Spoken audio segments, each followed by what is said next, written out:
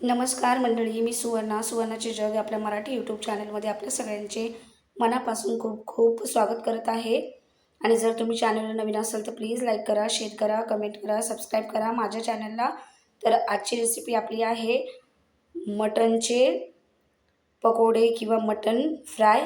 तर त्यासाठी सुरुवातीला बघा मी मटन घेतलेलं आहे असं, आणि त्याला व्यवस्थित आपल्याला हळद, मीठ आणि आलं लसूणची पेस्ट लावायची आहे अशा प्रकारे। आणि त्यानंतर आपण यामध्ये काही घालणार नाही आहोत, आपल्याला डायरेक्ट याला कुकरमध्ये शिजवायचं आहे। तर त्यासाठी सुरुवातीला बघा कुकरमध्ये मी तेल घेतले, त्यानंतर खडे मसाले घेतलेले आहेत आणि हे मटन यामध्ये घालून घेते। हे बघा अशा प्रकारे एकदम सोपी रेसिपी आहे आणि एकदम मस्त लागते। दिसण्यापेक्षा याची चव एकदम मस्त लागते। तर नक्कीच तुम्ही ट्राय करून बघा। चिकनचे तर आपण अनेकदा बनवून खाल्लेले आहेत, तर मटनचे तुम्ही एकदा बनवून बघा, मस्त लागतात। मटन चापरी तुम्ही बोलू शकता याला।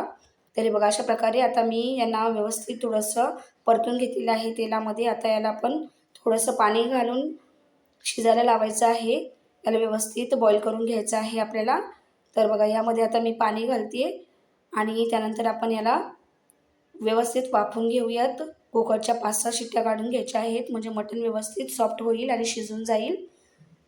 आता मी झाकण लावते कुकरचं आणि याच्या 5-6 शिट्ट्या काढून घेते। अशा प्रकारे आपण एकदम सोप्या पद्धतीने ही रेसिपी बनवू शकतो। हे बघा आता 5-6 शिट्ट्याच्या नंतर आपलं मटण व्यवस्थित शिजलेलं आहे आणि एकदम सॉफ्टसुद्धा झालेलं आहे। आता यामधलं मी पीस वेगळे करते आणि पाणी वेगळं करते। तर पीस वेगळे काढून घेतलेले आहेत। आता यामध्ये मी घालते 2 ते 3 चमचे कॉर्नफ्लॉवर, त्यानंतर आलं लसूणची पेस्ट घालते, अर्धा चमचा मटन मसाला घालते। त्यानंतर आता यामध्ये आपण घालणार आहोत सुके मसाले। पहिल्यांदा मी यामध्ये घालते बारीक चिरलेली कोथिंबीर, त्यानंतर थोडासा बारीक चिरलेला पुदिना। त्यानंतर आता आपण यामध्ये घालणार आहोत 1 अंडं। हे बघा अशा प्रकारे। त्यानंतर आता आपण यामध्ये घालतोय बेसिक मसाले। तर मी हळद घालते यामध्ये अर्धा चमचा, त्यानंतर अर्धा चमचा गरम मसाला घालते आणि त्यानंतर यामध्ये घालायचं आहे धने पावडर आणि चवीनुसार मीठ आणि थोडंसं घालायचं आहे लाल तिखट चवीनुसार, आणि सगळ्याला व्यवस्थित मिक्स करून घ्यायचं आहे। तर मी अर्धं मटण बाजूला ठेवलेलं आहे, त्याची मी ग्रेव्ही बनवणार आहे आणि मी अर्धा मटणचाच फ्राय बनवत आहे। तर तेल गरम केलेलं आहे।